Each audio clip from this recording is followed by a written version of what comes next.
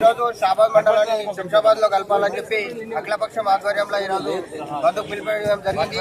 అదేవిధంగా ఈరోజు మన షాబాద్ మండలాన్ని 60 కిలోమీటర్లు దూరంలో ఉన్న వికారాబాద్ లో కలపకుండా శంషాబాద్ మండలంలో కలపాలి.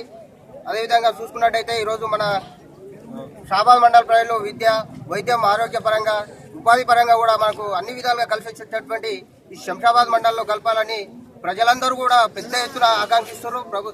ఈ కేసీఆర్ గారు చిన్న జిల్లాలను ఏర్పాటు చేయడం మేము స్వాగతిస్తున్నాం. కానీ ప్రజల అభిష్టం మేరకు, ప్రజల కోరిక మేరకు జిల్లాలు ఏర్పాటు చేయకుండా ఏదో కొంతమంది చెప్పినట్టు కొంతమంది వాగ్దానాలు తీసుకొని చేయడం అనేది చాలా దారుణంగా ఉంది. ఇలాంటి పరిస్థితులు వేలాడి ప్రజల కోసం, ప్రజల అభిప్రాయాలను తీసుకొని ఈ షాబాద్ మండలంలో ఒక కలెక్టర్ను పంపించి, జిల్లాకు సంబంధించిన మనిషిని పంపించి, ఒక బృందాన్ని పంపించి ఈ యొక్క షాబాద్ లో సర్వే చేసుకొని ఈ షాబాద్ ప్రజల యొక్క మనోభావాలు దెబ్బతీయకుండా ఈ ప్రజల యొక్క మనోభావాలు తీసుకొని శంషాబాద్ జిల్లాలో కలపాలి. అదేవిధంగా ఈ రోజు మనం హెచ్ఎండిఏ ఏమో శంషాబాద్ ఉంటుంది, అదేవిధంగా పోలీస్ కమిషనరేట్ కూడా శంషాబాద్ ఉంటుంది.